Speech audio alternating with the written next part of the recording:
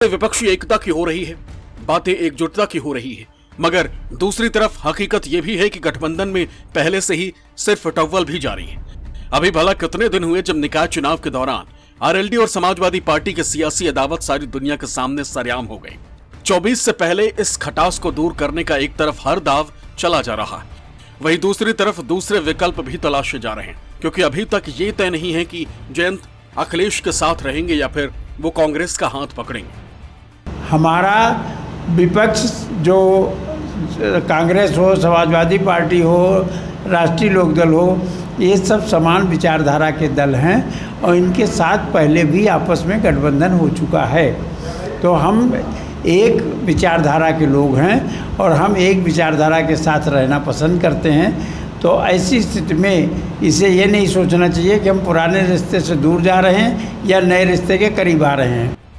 24 से पहले जयंत भले अखिलेश के साथ खड़े दिखाई दें या फिर वो कांग्रेस से हाथ मिला लें या फिर ये तीनों नेता एक ही मंच पर दिखाई दें, समीकरण कोई भी बने, मगर जयंत ये बखूबी जानते हैं कि जब तक वो अपने गढ़ को मजबूत नहीं करेंगे तब तक 24 के चुनावी गणित के आंकड़े उनके लिए फायदे का सौदा साबित नहीं होंगे।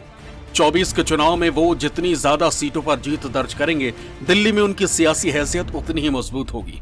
यही वजह है कि इन दिनों वो समरसता अभियान के नाम पर पश्चिमी यूपी के गांव-गांव के धूल फांक रहे हैं, गली-गली के चक्कर लगा रहे हैं। पश्चिमी उत्तर प्रदेश में राष्ट्रीय लोकदल अपने को ताकतवर मानती है, लेकिन 2014 का चुनाव हो लोकसभा या 2019 का लोकसभा चुनाव हो, पार्टी को एक भी सीट नहीं मिली। 19 में सपा के साथ उनका तालमेल था और बीएसपी के साथ भी तालमेल सपा का था, फिर भी वो चुनाव हारे।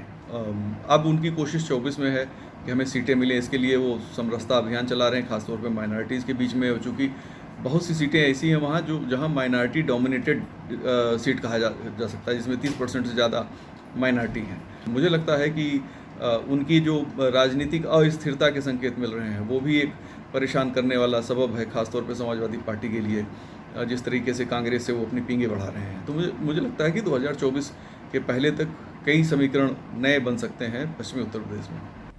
जयंत का फोकस मुस्लिमों पर है, जाट और मुस्लिम का समीकरण मजबूत करने पर है, क्योंकि राजनीति में कब क्या हो जाए कोई नहीं जानता। जयंत अगर समाजवादी पार्टी को छोड़कर कांग्रेस के साथ गठबंधन करते हैं तो मुस्लिमों को साथ जोड़कर रखना उनके लिए सबसे बड़ी चुनौती होगी। जयंत जिस मिशन पर जुटे, अगर वो कामयाब होता है तो न सिर्फ उनकी पार्टी को संजीवनी मिलेगी, बल्कि पश्चिमी यूपी की सियासत और खासकर पश्चिमी यूपी में जयंत का सियासी कद और रुतबा दोनों कई गुना बढ़ जाएगा। दरअसल मुसलमानों को समाजवादी पार्टी का मजबूत वोटर माना जाता है। पिछले विधानसभा चुनाव में खासकर पश्चिमी उत्तर प्रदेश में जाट और मुस्लिम समीकरण साधने के लिए जयंत चौधरी और अखिलेश यादव ने काफी कोशिश भी की थी, लेकिन उसका बहुत ज्यादा फायदा पार्टी को मिलता हुआ नजर नहीं आया है।